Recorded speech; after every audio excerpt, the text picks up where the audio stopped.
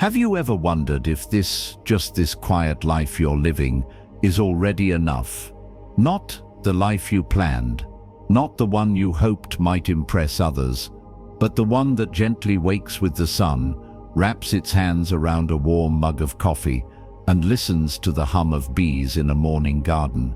We spend so much time searching for purpose, for answers, for a version of ourselves that finally feels complete.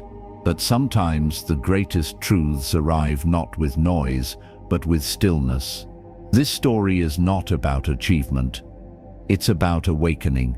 Awakening to the beauty of what already surrounds you. Awakening to the quiet strength within you. And remembering that peace does not always look like perfection. It often looks like a garden, half wild, half tended, still blooming. Tonight, let us walk slowly through one woman's journey of heartbreak, healing, and homecoming. Let us listen for the lessons whispered by soil, seasons, and silence. And perhaps, by the end, you'll feel it too, that gentle knowing, this is enough. Part 1. The garden awakens first. There is something quietly magical about early mornings, when the world hasn't yet remembered its worries. Before the noise of the day sets in, before the long list of tasks begins to unroll, the garden is already awake. The bees are buzzing, not with urgency, but with purpose. Their tiny legs coated in golden pollen, they move from blossom to blossom with a grace that feels almost sacred. They've been working since the first light touched the earth. You stand there with a warm cup of coffee in your hands, and for a moment, the world doesn't ask anything of you. It simply offers itself. It's a gentle reminder. Life is happening, quietly, all around you. As a little girl, she used to kneel in the dirt, hands deep in the soil, whispering to the flowers, not because she was taught to, but because something inside her already knew. The garden listens, and even though she had no idea back then that she would one day become a flower farmer, that early love stayed with her. The dirt under her nails, the warmth of sunlight on her back, it became her first kind of prayer. Isn't it strange how we often walk into our life's calling without realizing it? We think we're just spending time in the garden, but perhaps it's the garden that is quietly shaping who we become. There's a deep peace in watching something grow from nothing. A seed doesn't rush. A flower doesn't force itself to bloom. The earth doesn't shout, and maybe we're not meant to either. Maybe it's enough to wake up, to breathe, to notice, to sit with a warm drink, and simply witness the gentle labor of bees, the slow dance of petals opening to the sun. There's a truth that only the quiet can teach. Not everything that matters demands attention. She often says the joy of gardening isn't just in the flowers, it's in sharing them. People walk into her garden and light up, not just because of the colors or the fragrance, but because something in them remembers. They remember being connected to the earth. They remember that softness is not weakness, that beauty does not need permission. And that brings us to a question that blooms slowly in the heart. What if you don't need more to be happy? What if everything that truly nourishes the soul already exists in the soil beneath your feet, in the breath you're taking now, in the way the light spills through the trees without asking for anything in return? Before we move into the next part of her story, let us pause here. Let the warmth of this simple life touch your heart. The bees are already working. The flowers are already opening. And all you have to do is be here. Part 2. The bees already know. There's a quiet wisdom in the way bees move through the morning. They don't hesitate. They don't question whether the day will be good. They simply begin. While we as humans often wake with thoughts already stirring, memories of yesterday, worries about tomorrow, the bees rise with the sun and get to work. Their rhythm is unbothered by the noise of the world. It is guided by instinct, by the need to give and to receive, by the dance between flower and wing. She used to watch them closely, not just because they were beautiful, but because they reminded her of something she didn't yet have the words for. A sense of belonging, perhaps. A sense of place. The bees never seemed lost. They had purpose, direction, harmony. And maybe that's what we long for most in this stage of life. Not grand success or endless stimulation, but a rhythm that feels right. A life that makes sense. Not to the world, but to our own heart. When she walks into her flower field now, coffee cup in hand, the bees are already there, bobbing between cosmos and zinnias, filling their tiny pollen sacs like they've done every morning for thousands of years. She smiles. She's not alone. The bees, like the garden, are her companions, quiet teachers, keepers of a rhythm older than memory, and in their rhythm, she's learned a vital truth. You don't have to rush to matter. In a culture that praises speed, the bees move with a kind of stillness inside their motion. They work, yes, but they don't scramble. They aren't in a race. They aren't competing. They simply do what needs doing, with presence and care. What would life feel like if we moved that way? She's found that it's not about having a lot. It's about caring for what you do have.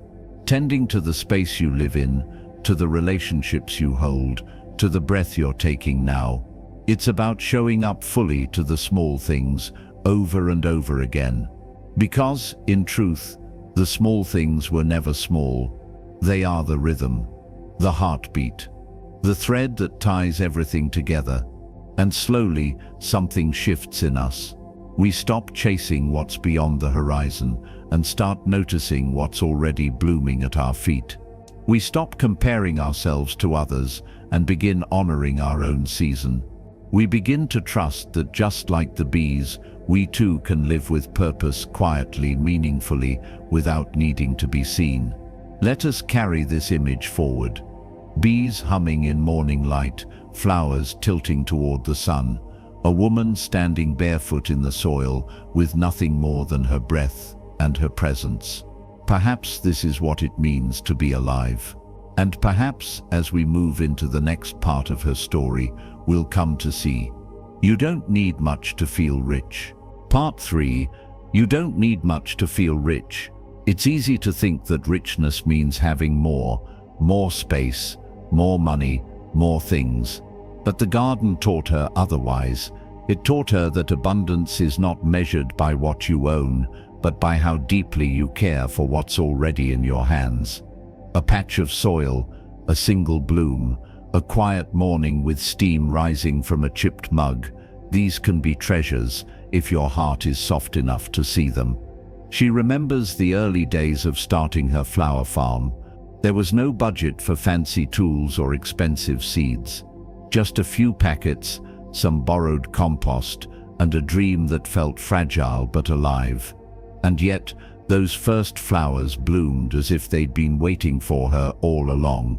Sometimes life meets us not when we're most prepared, but when we're most present. She learned to live simply, not out of sacrifice, but out of reverence. She realized that when you stop striving to have more, you begin to notice the more that's already here. The way sunlight drapes across a wooden fence, the sound of wind in tall grass, the way your body exhales after being still for a while. And so the richness began to appear, not in her wallet, but in her spirit. Enough became a sacred word. Not barely enough, not I guess this will do, but truly enough. As in this moment, this flower, this life, as it is, it holds beauty, it holds meaning. And in recognizing that, she began to bloom in her own way too. Have you ever noticed how nature doesn't compare? The daisy doesn't look at the rose and feel inadequate. The pine doesn't envy the oak. Each grows in its own way, in its own time, and each gives what it can, without apology. That's what she began to practice in her own life, giving what she could, where she was, not trying to be more, just trying to be true. And as she welcomed visitors into her garden, she noticed something: they didn't light up because the garden was perfect. They lit up because it was real, it was loved, it was alive. There is great wealth in authenticity, and even greater wealth in presence. So now when people ask her how she does it, how she manages to stay grounded, to live so simply, to be so content, she just smiles and says, "I care for what I have, and what I have is enough." Let us linger here with that thought. Let it settle like dew on morning leaves. And as we prepare to enter the next chapter of her journey, let us carry this knowing: joy doesn't come from having more, it comes from sharing beauty. Part 4. The joy that comes from sharing beauty.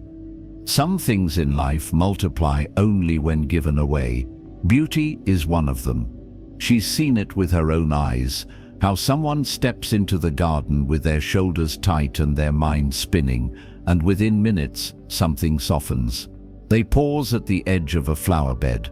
Their breathing slows. Their gaze shifts from the noise in their head to the delicate dance of a butterfly landing on a bloom. And just like that, they remember something they didn't know they had forgotten. Beauty heals. And when beauty is shared, it becomes a kind of medicine. She didn't plan for the garden to become a sanctuary for others. In the beginning, it was just a small corner of the world where she could find her own peace. But over time, as neighbors wandered in, friends brought friends, and strangers stumbled across the path, she noticed a pattern. People weren't just looking at the flowers, they were returning to something inside themselves. And perhaps that's what beauty really does. It returns us to ourselves. Not the self that's weighed down by regret or rushing to prove something, but the self that simply is, present, soft, whole. Sometimes an elderly man would come and sit quietly under the arching branches of the plum tree. He never said much. Just a nod, a gentle smile, and the stillness of someone who knew how to listen to silence. Other days, a young mother would bring her child, who would giggle while chasing bees, learning wonder before learning fear. They didn't come to be impressed. They came to feel, and that is the power of shared beauty. It's not performance, it's presence. You don't have to be anyone else. You don't have to say the right thing. You just have to show up with your whole heart and offer what is already here. She often reflects on this: in a world so focused on producing and achieving, the garden does neither. It just gives color, fragrance, stillness, and in giving it teaches us how to receive.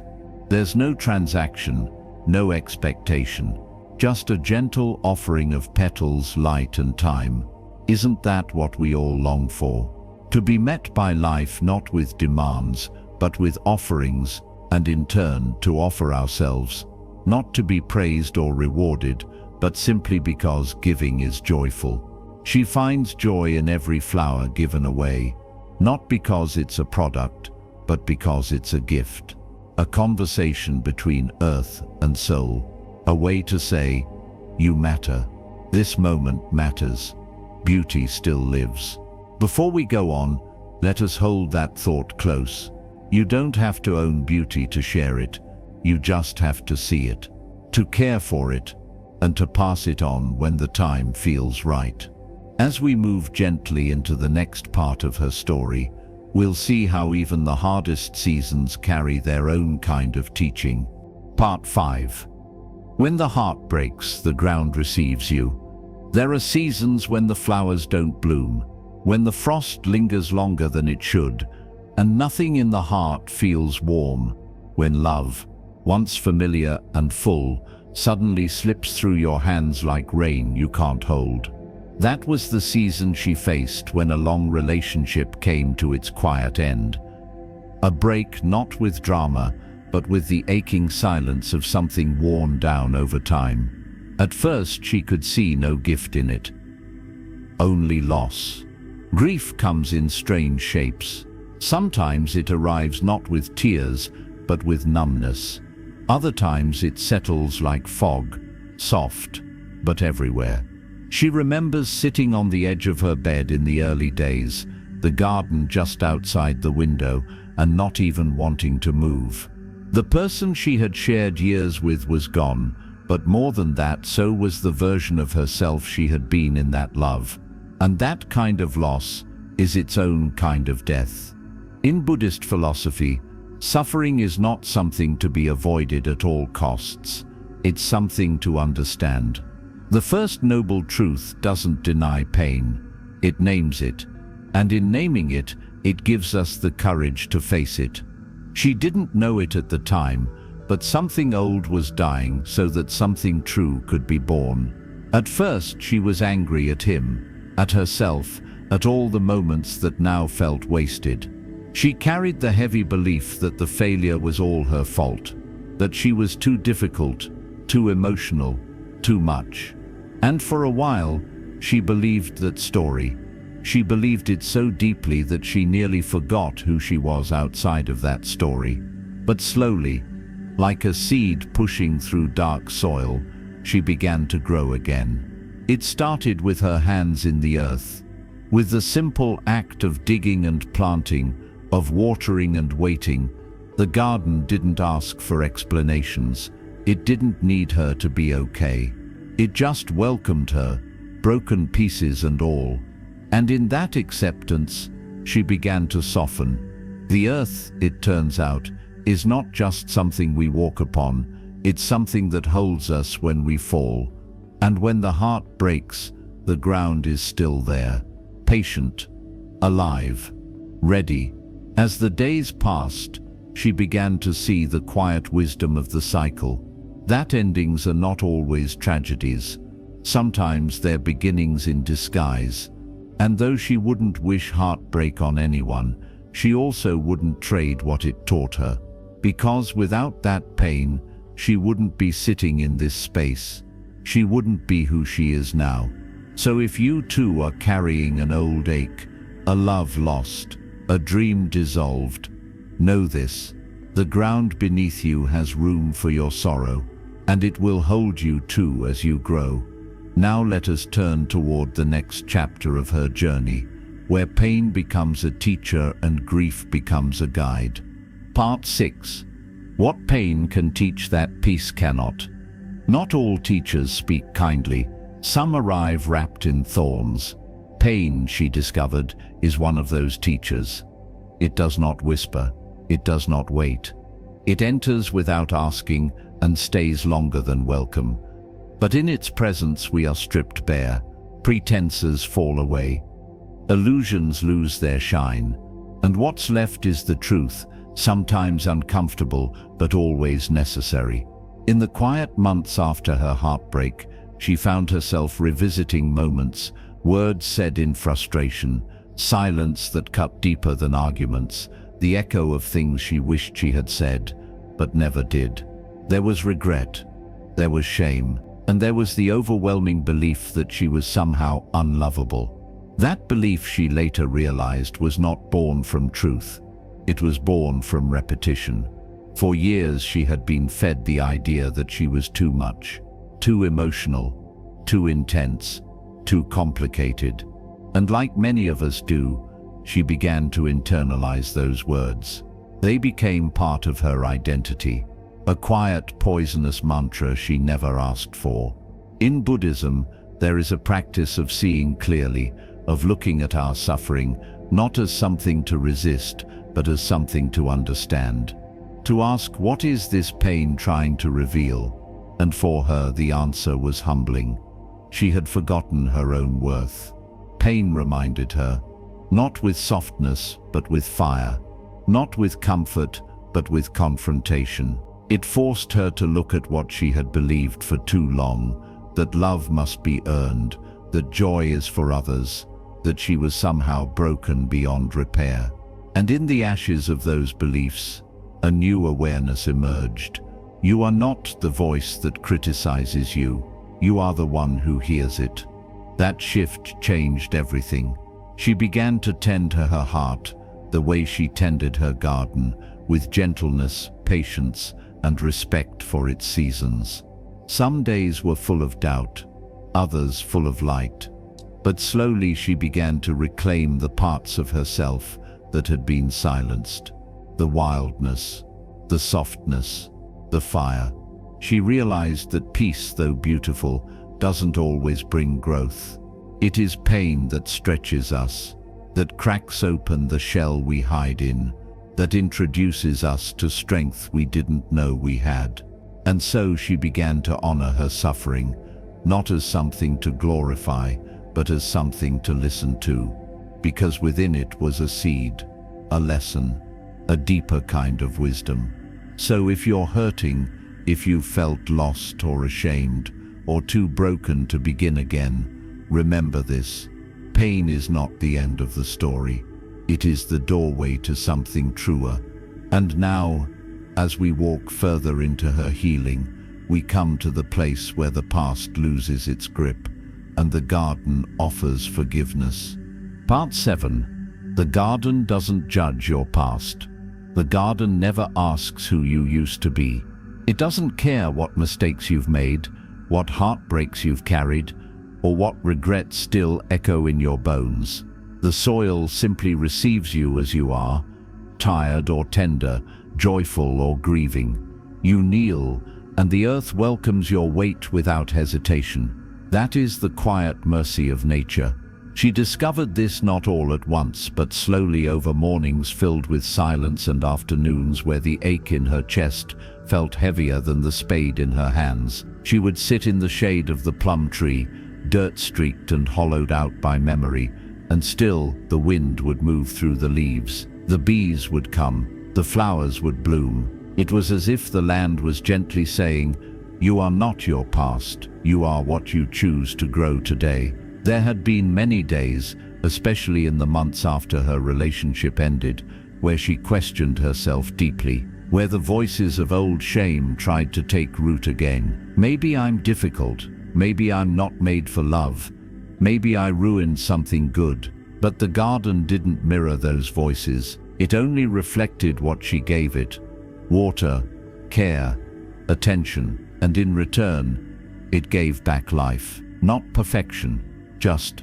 life. Growth, color, renewal. Isn't that the essence of forgiveness? In Buddhist thought, forgiveness is not about excusing the past, but about releasing its hold on the present. It is an offering we give ourselves, not because the pain didn't happen, but because we are ready to stop carrying it forward. That's what the garden offered her each day.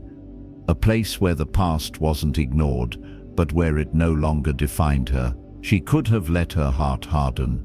She could have closed the gate and said, "No more visitors, no more love, no more risk," but she didn't. Slowly, courage bloomed again, not the loud, sweeping kind, but the kind that says, "I will show up today, I will try again. I will put one seed in the ground and trust the sun to find it." She began to understand that healing wasn't about erasing what hurt. It was about building something tender beside it, letting new roots take hold, even as the old ones still linger. The past would always be part of her, but it would no longer be the whole of her.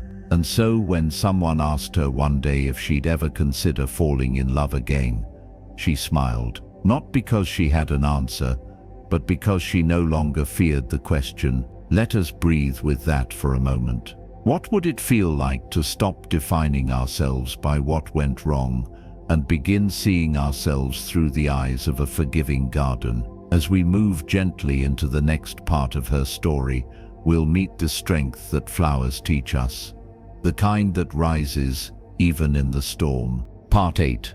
The rain teaches the flower to stand proud. Some lessons don't come in the sunshine. They arrive with the storm. There were days when the sky turned dark over her little patch of earth, when wind howled through the trees and rain battered the petals she had so lovingly tended. And on those days she used to worry that all her work would be undone, that the delicate blooms would be broken beyond repair. But time and again she was proven wrong. The flowers did not fall apart. They swayed, they bent. Some even lost a petal or two, but the next day they stood tall again. Drenched, yes, but proud. That image stayed with her, because it wasn't just the flowers being tested by the storm, it was her heart too. There had been a time when she thought fragility meant weakness, that to be soft was to be shattered by the first harsh word, the first disappointment. But the garden showed her something different. It showed her that strength does not mean being untouched by the storm. It means finding a way to root deeper because of it. In Buddhism, the lotus flower is a sacred symbol, not just because of its beauty, but because of where it grows. In muddy waters, untouched by impurity, it rises not despite the mud, but because of it. So too, she realized, do we. It's easy to love the gentle days, the soft breezes, the mornings filled with light. But what about the days when your hands tremble, when the rain won't stop, when everything you trusted seems to be falling away? What do we do then? She learned to step into the storm anyway. There were moments when she stood in the garden, soaked through, wind pushing against her body. And yet there was peace, a strange, unexpected peace, because she wasn't hiding, she wasn't running. She was present, and presence, even in pain, brings its own kind of stillness. The flowers taught her to stop trying to avoid the hard moments, to stop wishing for endless sunshine, because the truth is, nothing grows without rain. Not the roots in the ground, not the roots of the soul.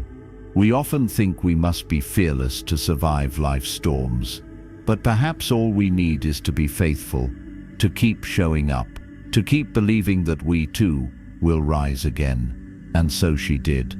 She stepped out with the storm and learned how to bend, not break, how to feel it all, but not be washed away, how to be soft and strong in the same breath. And each time she looked at the flowers the next day, still there, still blooming, she knew she was still here too. Let us carry that with us as we continue. There is more to learn in the changing of the seasons, in the way everything shifts and circles back. Part 9, Cycles, Seasons, and a Different Kind of Strength. Nothing in the garden stays the same, and that's the point. Spring bursts forth in wild color. Summer lingers in heat and fullness. Then autumn arrives, asking everything to let go. And finally winter wraps the earth in stillness, as if to say, now rest. She used to resist these changes. Like many of us, she preferred the bloom over the fade, the beginning over the end. But the more time she spent tending to the land, the more she began to understand everything has its season, and each season brings its own kind of strength. We are not meant to be in constant bloom. There is wisdom in the slowing, power in the pause, a different kind of growth that happens when nothing seems to be growing. In Buddhist teachings, the idea of impermanence, anicca, reminds us that everything arises and everything passes away. The flower, the storm, the joy, the sorrow. We suffer not because things change, but because we expect them not to. But the garden holds no such illusions. It accepts the cycle, birth, bloom, decay, and rest. And in that acceptance, it finds peace. She began to live that way too, not in theory, but in the rhythms of her everyday life. Some days, she had energy to tend the beds and greet visitors with a bright smile. Other days, she simply sat on the edge of the field and let herself be quiet, tired, and tender. Both days were part of the same life, and the beauty of it was this: she no longer saw rest as failure, she saw it as necessary. Just as the soil needs time to recover after giving life to a harvest, the heart also needs time to gather itself, to reflect, to repair, to breathe. That realization brought a soft kind of liberation. She no longer forced herself to be productive every moment. She didn't measure her worth by how much she accomplished in a day. Instead, she started listening to the quieter cues, the pull to slow down, the nudge to let go, the whisper that said, "This too is enough." And in doing so, she discovered a deeper kind of strength. Not the strength of pushing through at all costs, but the strength of alignment, of living with the seasons instead of against them, of honoring her own inner winter, spring, summer, and fall. So now, when the days grow shorter and the flowers start to wilt, she doesn't grieve, she gives thanks, because she knows nothing beautiful is ever wasted. It all returns. In time, it all returns. And as we move into the next chapter, we'll see how even in the fading, especially in the fading, there is a kind of beauty we must not overlook. Part 10. There is beauty. Even in the wilted petals, we are taught to love beginnings, the fresh bud, the new leaf, the start of something hopeful. But she came to love something else, something quieter, the soft curl of a petal as it fades, the way the color deepens before it disappears, the way a flower, even as it withers, still gives something of itself to the world. She began drying flowers not to preserve their beauty, but to honor it, because even as the bloom lost its moisture, it did not lose its meaning. In fact, it often became more profound. The gentle fragility of a dried rose, the curled elegance of a fading daisy. There was still grace there, just a different kind. And perhaps that is how we are meant to see ourselves as we age, not as less, but as changed, weathered, refined. The world may celebrate youth, but the garden celebrates process. It does not discard the bloom when it fades. It folds it back into the cycle. The fallen petals become part of the soil, feeding the next season's growth. Nothing is wasted. She thought of this often in the quiet hours. There were times when she felt the weight of years, the tiredness in her bones, the slow ache that settled into her joints, but she stopped seeing it as something to fight. Instead, she began to see it as the proof of having lived fully, of having loved, lost, struggled, healed. Every scar, every wrinkle, every softening edge, these were not signs of failure. They were signs of becoming. In Buddhist teachings, there is a reverence for impermanence, not just as a truth, but as a gift. To know that something will not last is what makes it precious. To hold a flower, knowing it will wilt, is what makes us cherish it more. And to look at our lives that way, to see even the fading as sacred, is to live with a deeper kind of presence. She no longer rushed to throw out dying blooms. Instead, she made space for them, arranged them in glass jars, let them rest on windowsills, allowed them to continue speaking in their own quiet language. They reminded her that even in retreat, there is wisdom. Even in soft endings, there is beauty. So when visitors came to the garden and asked why she kept the old flowers, she would smile and say, "Because they're still telling the truth." And the truth is this: we don't lose our value when we change shape. We don't stop being beautiful when we soften. We simply enter another form of grace. Let that truth sink in as we prepare to continue, because the next lesson is not about holding on, but about letting go with reverence and wonder. Part 11. Dried flowers. Silent lessons. Some lessons speak loudly, others whisper in stillness. The dried flowers on her windowsill said nothing, yet they taught her everything she needed to know about acceptance. They didn't cling to their former bloom. They didn't mourn their softness lost to time. They simply remained still, quiet, and full of presence. She would often find herself pausing in front of those jars, sometimes mid-task, other times while brushing her hair or sipping tea. The way the sun caught the faded petals, the delicate way they held their shape even in stillness, it all felt like a gentle sermon on impermanence. No fanfare, no need for revival, just being. There was a time she would have tossed them out, thinking beauty belonged only to the fresh, the vibrant, the alive. But the garden and her own heart had taught her otherwise. Dried flowers do not ask to be admired. They simply remain as they are. And in that silent endurance, they offer something even more valuable than beauty: perspective. In Buddhist philosophy, one of the most powerful insights is this: everything is already changing. Clinging brings suffering, but presence brings peace. Dried flowers are a reflection of that truth. They do not resist what they've become. They invite us to do the same. She began to see them as small mirrors, not just of nature, but of her own journey.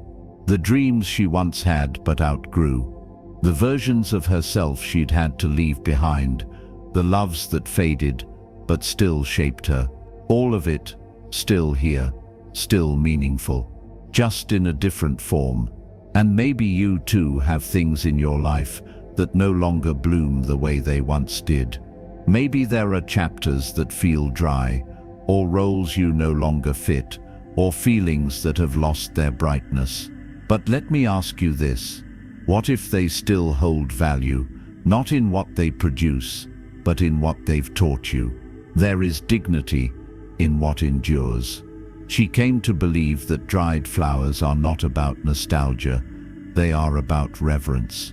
A way of saying, this mattered, even if it didn't last, even if it changed shape, even if no one else noticed, it mattered.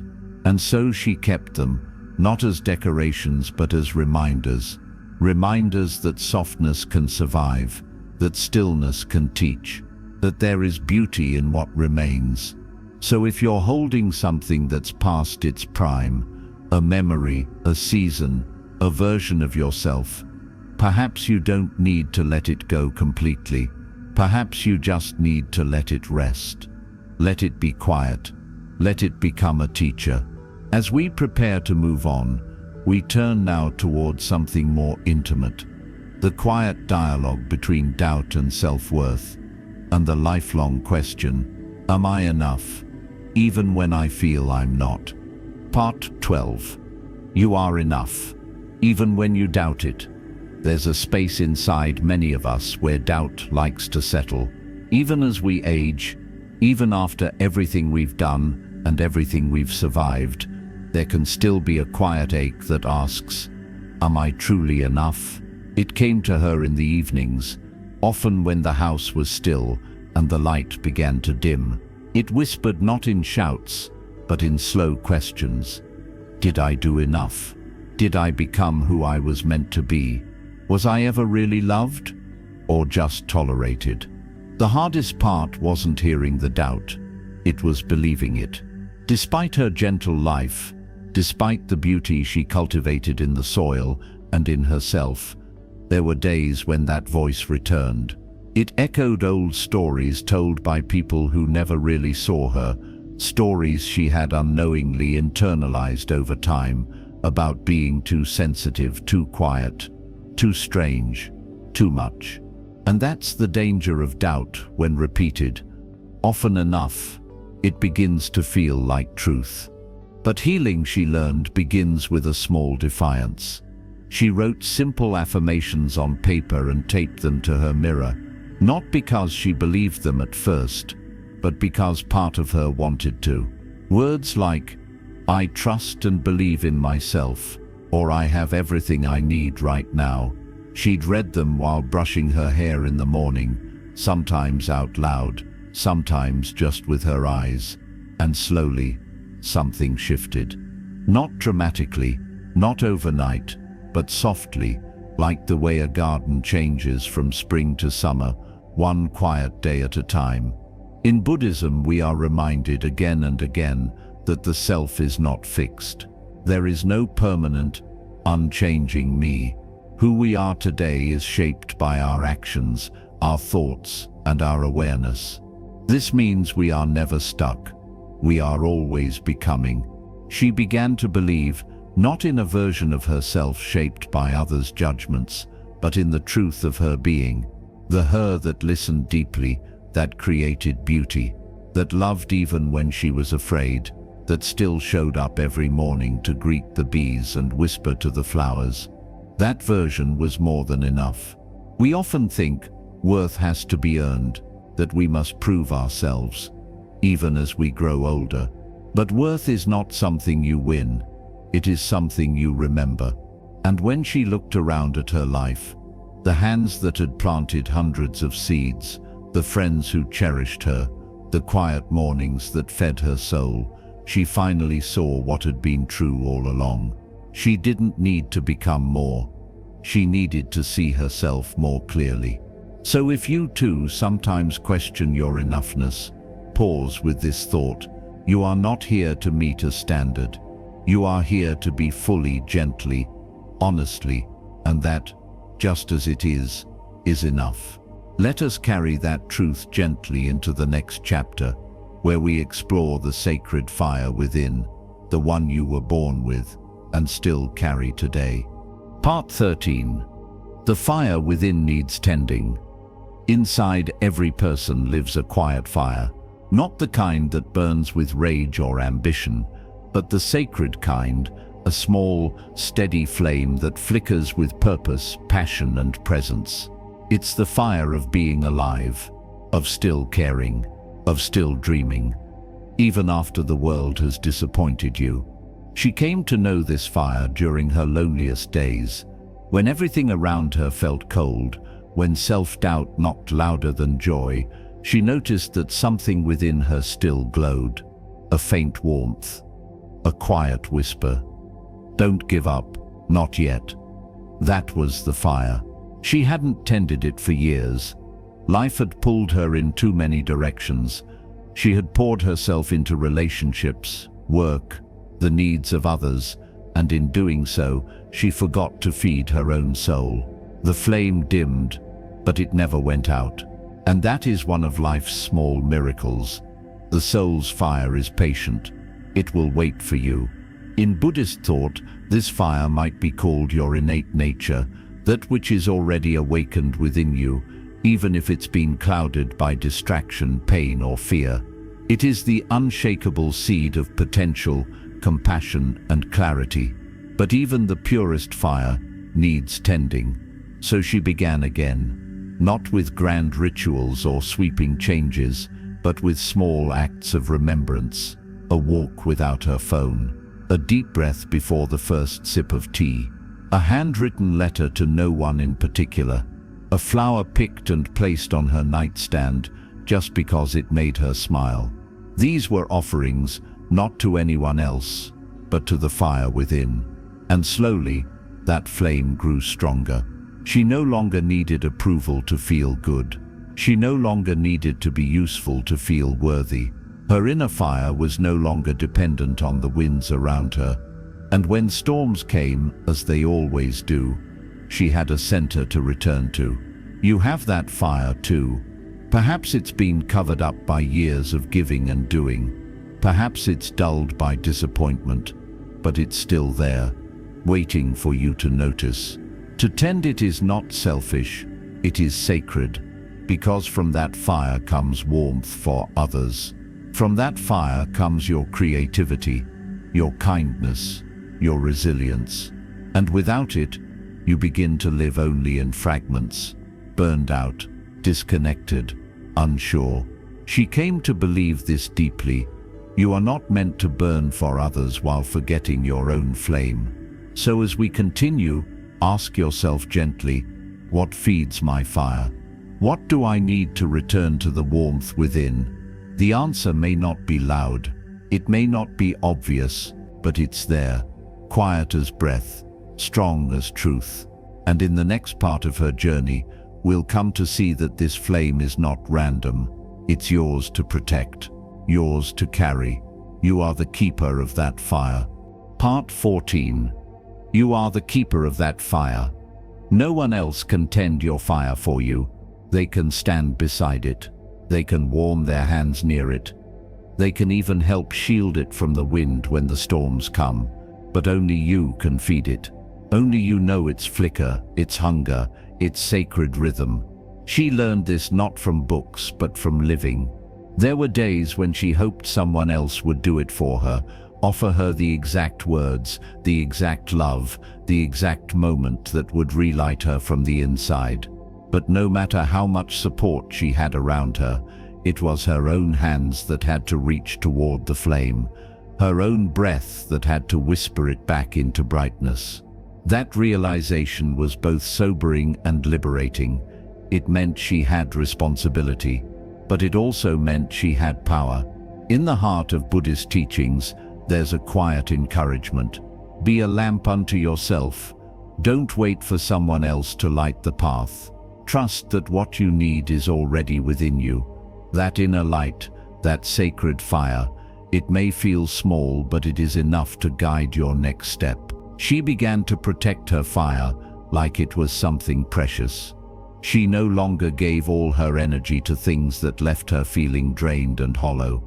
She no longer offered herself in pieces to people who could not hold her with care. Instead, she asked herself, daily gently, does this feed the flame, or does it take from it? And over time, her choices began to change. She read books that made her feel more alive.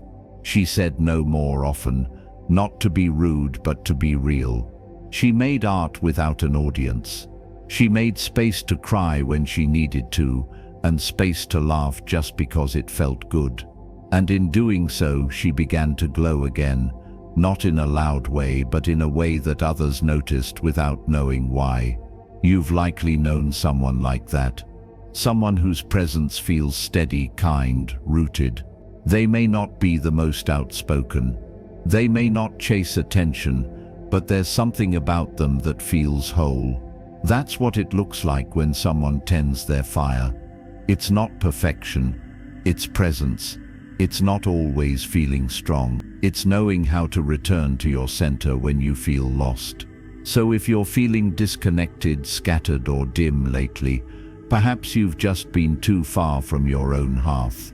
Perhaps it's time to return. Not with shame, but with tenderness. The fire is still there.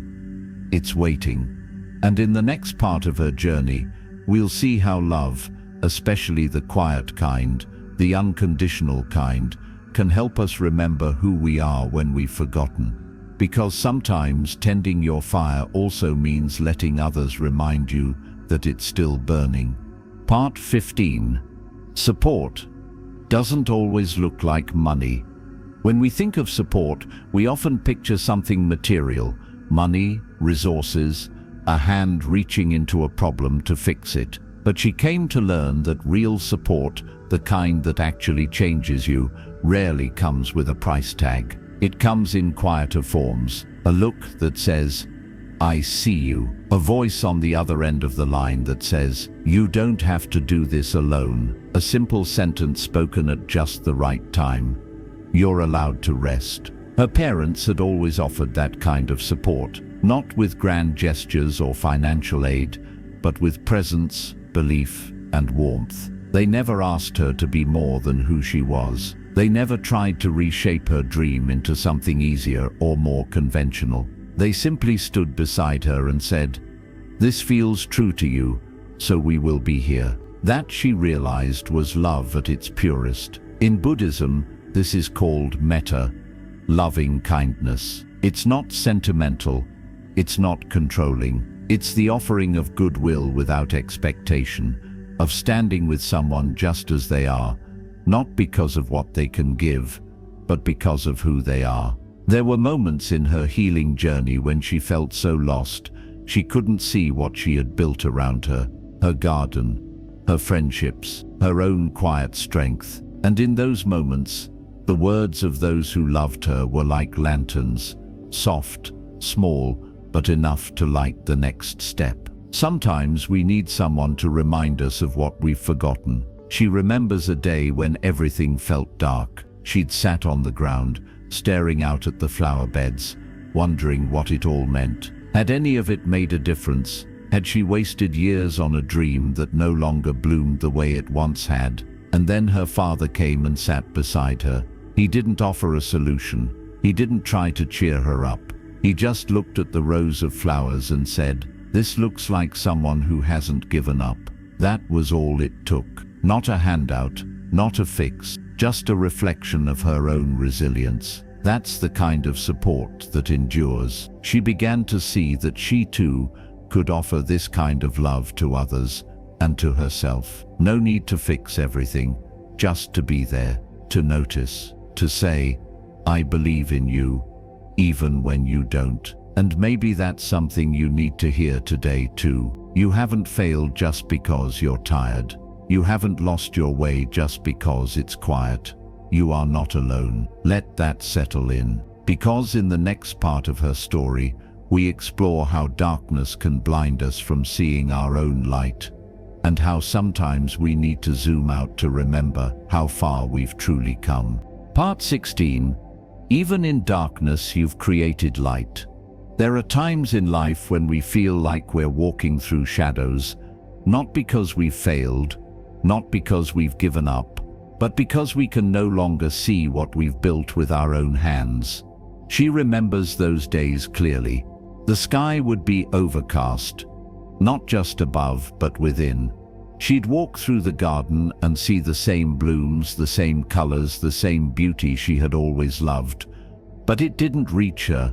It was like standing in a room filled with light, but feeling none of it touch her skin. That's what darkness can do. It clouds the mind, narrows the heart, and distorts perspective. It makes us forget who we are and what we've done. It convinces us that all the growth, all the love, all the effort, it somehow doesn't count. And yet, even in that darkness, the garden kept blooming. That's when she realized something important. Just because you can't see your light doesn't mean it isn't there. Sometimes you're too close to your own life to notice how far you've come. Sometimes the very things you've created, the healing, the beauty, the peace, become invisible to you because you're standing right inside them. It took others to help her see it. Friends who visited and said, "Do you realize what you've built here?" Family who reminded her, "Look around. This is your work. This is your light." And slowly, like the sky clearing after a long rain, she began to see it again too. The garden wasn't just a space. It was a mirror of her resilience. In Buddhism, we are reminded not to cling to our feelings as fixed truths. Moods pass. Thoughts shift. The mind, like the sky, holds both clouds and clarity. What matters is not how we feel in any given moment, but how we return to awareness again and again. She began practicing a kind of sacred zooming out. When doubt crept in, she would step back. Physically and emotionally, she would walk to the edge of her property and look back at it all. The rows of blooms, the greenhouse she had built by hand, the little footpaths carved out by years of footsteps. And she'd whisper to herself, "I made this, even when I didn't feel strong, even when I was grieving. You've likely done the same. You've survived things you didn't think you would. You've shown up on days when your heart was heavy. You've loved, lost, healed, and begun again, more times than you can count. That is not nothing. That is light. Even if you can't see it right now, trust that it's shining behind the clouds. Trust that others see it, even when you don't. And when the time is right, that light will return to you, not because you earned it, but because it was always yours." As we move into the next part of her journey, we'll meet one of her greatest sources of unconditional light, a companion with 4 legs and a soul full of presence. Part 17. The Dog That Chose You. He came into her life not like a thunderclap, but like morning light, quiet, gentle, inevitable. His name was Brinjal, a dog with eyes wiser than his years, a tail that wagged like a metronome of joy, and a presence so steady that even the wind seemed to pause around him. She didn't go looking for him. In fact, she wasn't sure she was ready for another responsibility. But life, in its quiet wisdom, sometimes knows what we need before we do. Brinjal didn't ask for anything flashy.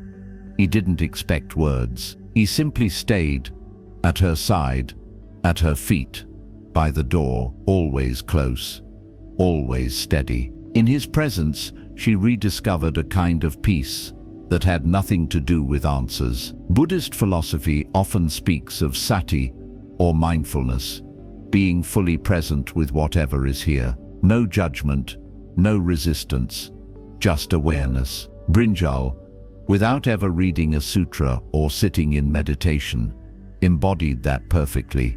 He didn't care about the past. He didn't worry about tomorrow. He was simply here. When she cried, he didn't ask why. He rested his head on her lap. When she laughed, he wagged his tail, as if to say, yes, more of that. He reminded her daily, joy does not require permission, and more than that, he reminded her that she was lovable, not because of what she did or how well she held herself together, but simply because she existed. That kind of unconditional love is rare. It doesn't seek to fix you. It just chooses you. She often thought, maybe I didn't find him. Maybe he found me. Brinjal taught her to soften without losing her edges, to step outside every day, no matter the weather, to greet the world with curiosity, not complaint. He reminded her that every moment contains something worth noticing, even if it's just a breeze, or a patch of sun, or the sound of paws on gravel. With him, life slowed, not in a way that felt like giving up, but in a way that felt like coming home. He became her daily companion, not just on walks or in the garden, but in her inner journey. Through him she practiced trust, presence, simple delight. And when she looked into his eyes, she often felt like he knew, not the details, but the depth. And isn't that what we long for? To be known without needing to explain. We live in a world that demands so much of us, explanations, improvements, performances, but a soul like Brinjal asks for none of that. He just shows up. And in his presence you begin to believe that maybe you don't have to prove anything after all. Maybe just being you is enough. As we continue on this quiet journey, we arrive at something both profound and simple, the realization that happiness, real happiness, often sneaks up on you, not in grand gestures, but in the ordinary moments that suddenly feel sacred. Part 18. Happiness can be quiet, but real. It didn't arrive with fanfare. There was no sudden revelation, no applause, no lightning strike of joy. It came in quietly, like the soft morning fog settling on the garden, like the hush of birds just before sunrise. Happiness, not the kind that dances on stages or explodes into laughter, but the kind that lives in your chest, steady and warm.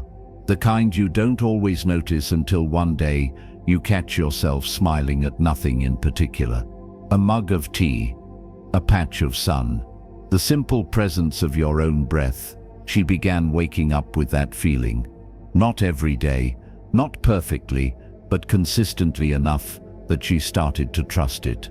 Something had shifted inside her, not because life became easier, but because she stopped chasing happiness as if it lived somewhere else. It was already here.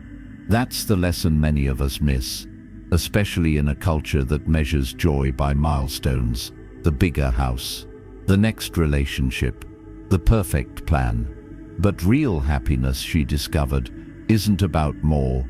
It's about noticing what's already enough. In Buddhism, there's a word for this, santosha, contentment, a peaceful satisfaction with what is rather than constant striving for what could be.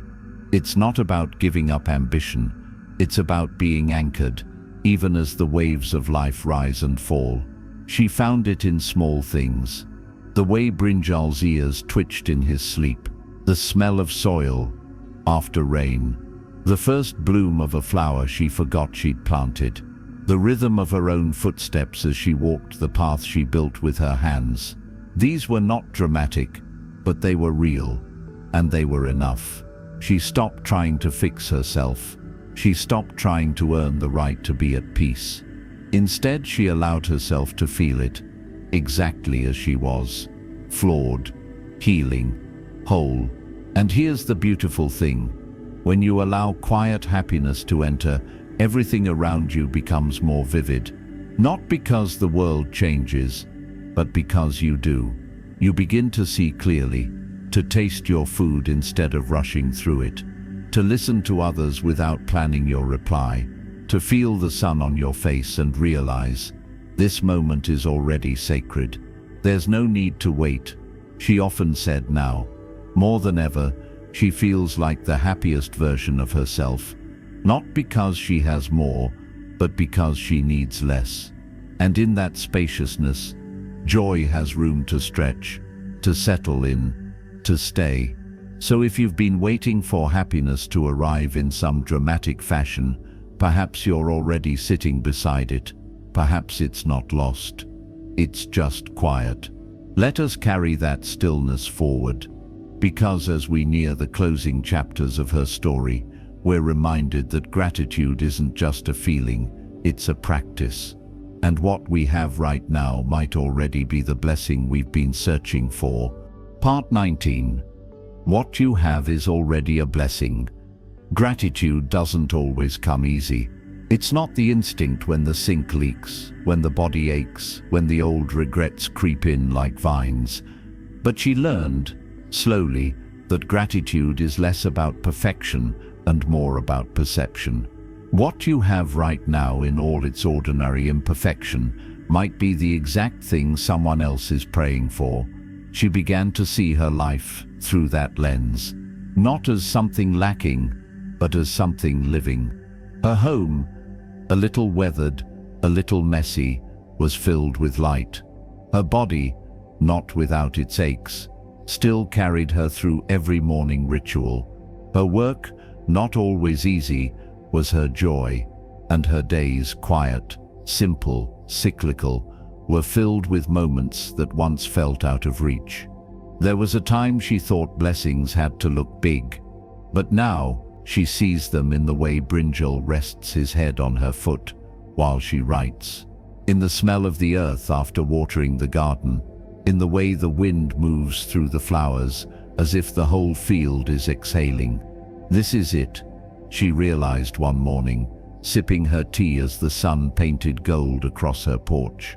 This is the life I once hoped for, not the glamorous version, not the one others might envy, but the version that fits her soul like a well-worn sweater, the one that doesn't ask her to be more, but invites her to be present. In Buddhist teachings, there's a principle known as mudita, the joy we feel not just in our own blessings, but in the blessings of others. It is a practice of opening the heart to appreciate, not compare. And in that space, we become more peaceful, more awake. She began to notice how contentment grows not from accumulation, but from appreciation. A friend stopping by with extra bread. A message from someone saying, "Your flowers made my day." A moment of silence that feels like a prayer without words. All of it sacred, all of it enough. So often we look ahead and miss the now. We chase the next goal, the next feeling, the next improvement. But she's learned that real abundance lives in the now, in the breath you're taking, in the people still standing beside you, in the beauty you didn't have to earn.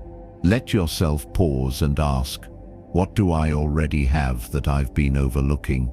It may not shout, it may not sparkle, but it's there, waiting for your eyes to soften and your heart to open. And as we prepare to close this journey, we come to its quiet center, because the greatest blessing of all is not what you own or what you've done. It's the unique gift you carry, the one you were born with, the one the world quietly needs. Part 20. Your unique gift was never lost. We spend much of our lives searching, for purpose, for recognition, for something that feels like proof that we've done enough, or are enough. But what if the gift we're searching for was never missing? What if it was just waiting, beneath the noise, beneath the fear, beneath the years of trying to be something for someone else? She once believed her gift had to be grand, that it needed to look like success, like applause, like something obvious and admirable. But life, in its slow unfolding, taught her otherwise. Her gift was presence, a way of being that made others feel safe, a way of seeing that noticed beauty others rushed past, a way of loving not loudly but deeply, rooted like the trees that held the edges of her garden. She didn't always see it. In fact, there were years she thought she had nothing special to offer, that others had the talents, the charisma, the clarity, and she was just trying to keep up. But the more she returned to herself, to her quiet rhythms, to her love for the earth and the people around her, the more she realized she had never lost her gift. She had only forgotten how to recognize it. In Buddhist teachings, there is no hierarchy of value. A smile can be as transformative as a sermon. A single compassionate gesture can shift the course of someone's day or life. The gift doesn't have to be public to be powerful. It only needs to be sincere. And your gift, whatever it is, has been shaped not just by your joys but by your struggles. Not in spite of what you've been through, but because of it. The way you listen without judgment, the way you soften around someone's pain, the way you hold silence when words would hurt, the way your hands create, or comfort, or tend. These things matter, and sometimes your gift is not even something you do. It's simply who you are when you're most at peace. That calm presence, that quiet strength, that sense of grounding others feel just by being near you. She didn't need to change the world. She only needed to live fully in hers. And that's what she does now, every day, in the way she rises with the sun, in the way she cares for the garden, for Brinjal, for herself, in the way she welcomes each visitor, not with advice, but with a listening heart. She doesn't chase anything anymore. She doesn't measure herself against others. She knows now her life, just as it is a gift being lived. So if you've ever doubted your own light, if you've wondered whether your offering is enough, let this be a gentle reminder. You were never missing anything. You were just learning how to return. Your unique gift is already alive in you, and the world needs it, exactly as it is. Now, as this story comes to its closing breath, let us sit for a moment together, in stillness. Let the lessons settle like petals falling to the earth. You don't need to do anything more. You've already arrived. This is enough. Some truths take a lifetime to see, that peace isn't found at the destination but in the way we walk. There are days we don't see our own light, but that doesn't mean it's gone. In every breath, in every dried petal, in every quiet step through the garden of our aging, there is still a gift. Not one we must prove, but simply one we are meant to live. And if today you felt even a flicker of that truth, then please remember this. You are enough. This life is enough, and your quiet presence is a light the world still needs.